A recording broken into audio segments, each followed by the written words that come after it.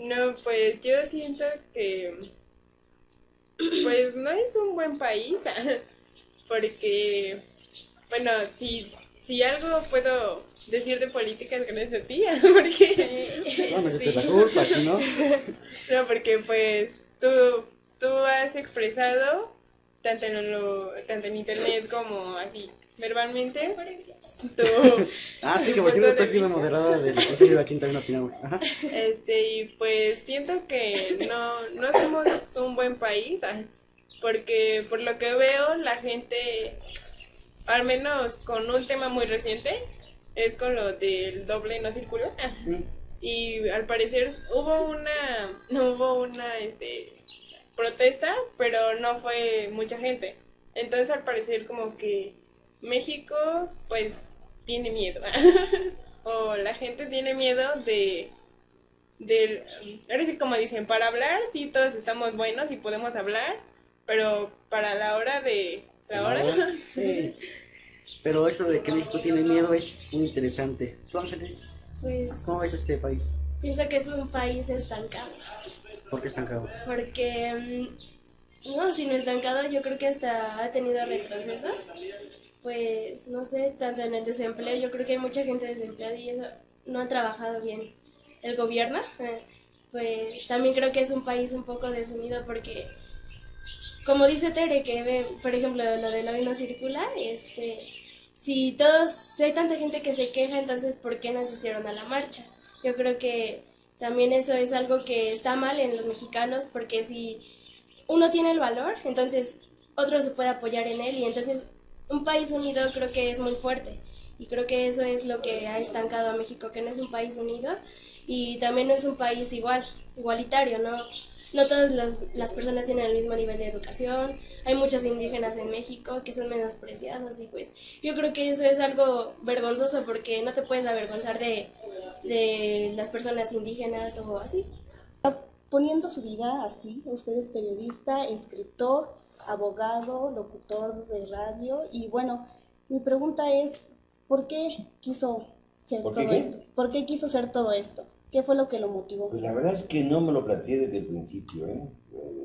Yo creo que la vida me fue llevando por estos cauces y a lo mejor, pues de repente, cuando me di cuenta que en el periodismo no podía yo ejercer la libertad de expresión absoluta, pues encontré en los libros, en las editoriales, una posibilidad más de desahogo para ir dando pasos adelante en un sistema que era muy estrecho, era muy complicado y que no permitía, pues de una manera clara, hablar y decir las cosas tal como eran.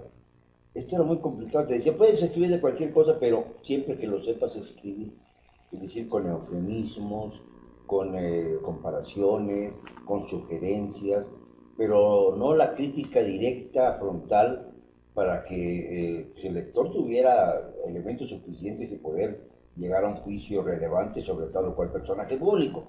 Era muy difícil ejercer la crítica. Por eso cuando comencé mi vida editorial, digamos, lo hice con la novela ficción, una ficción que se parecía pues demasiado a la realidad. Yo creo que me salieron mejores novelas que los ensayos posteriores, porque aunque eran novelas y no eran los nombres auténticos de los personajes que yo citaba, realmente pues resultaron muy atinadas. Presidente interino, por ejemplo, sale en el 93 y presagia el asesinato de Colosio, meses antes, casi un año antes de que ocurriera este acontecimiento. Y así por el estilo, ¿no? Y no era porque yo fuera divino, sino porque me ponía a estudiar y empezaba a ver que había similitudes en distintas esferas. Por ejemplo, en el caso de Colosio, pues era evidente que había el antecedente de la muerte, asesinado de Luis Carlos Galán y de otros candidatos a la presidencia de Colombia en 1989, bajo el dominio del célebre Pablo Escobar Gaviria.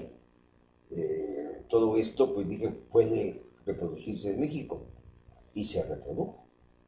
Y en cuanto a esto, ¿usted cuál considera que ha sido su mayor logro? Pues llegar hasta aquí, porque muchos me preguntaban antes que por qué si después de todo lo que yo había escrito no me habían matado. Era una pregunta muy desagradable, pero me la hacían constantemente, ¿no? Y ahora ya como que ya me vieron ya con más edad, dije, pues ya no me importa morirse.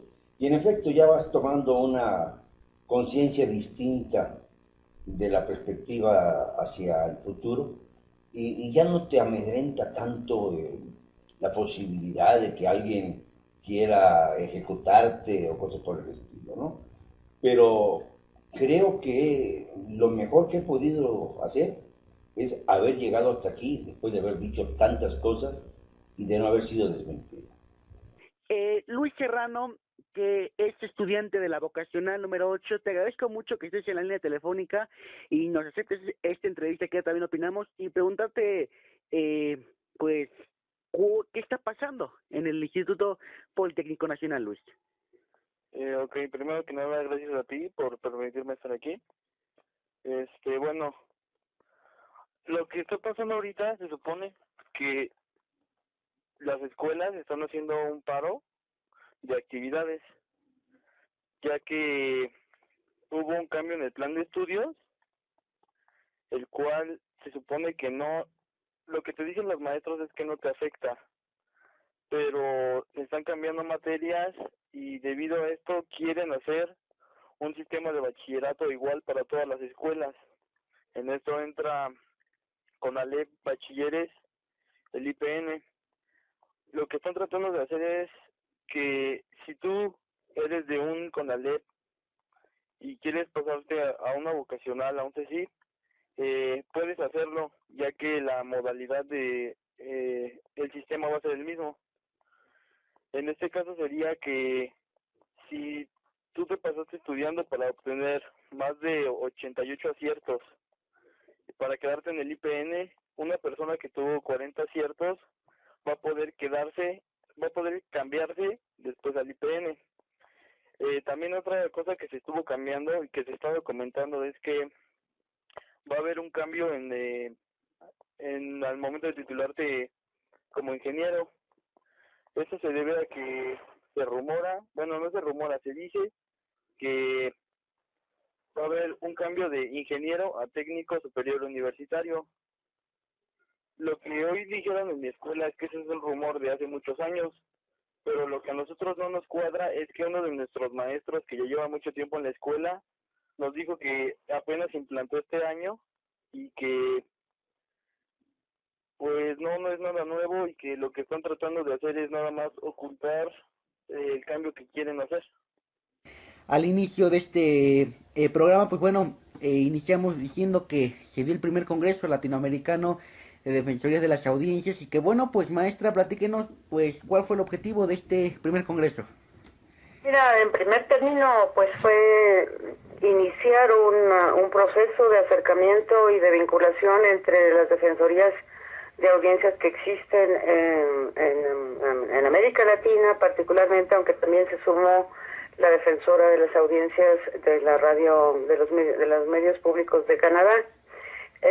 Pero fundamentalmente eran defensores de audiencias de Colombia, bueno, convocados por la Defensoría del Público de Argentina, que es una figura muy particular porque es una especie de defensoría de derechos humanos, porque es una sola defensoría para todos los públicos de radio, de televisión, privados y públicos de todo el país. Es una figura nueva que surgió con la ley de Argentina, y ellos fueron los que tomaron la iniciativa de convocarnos a todos los que estamos en esta tarea.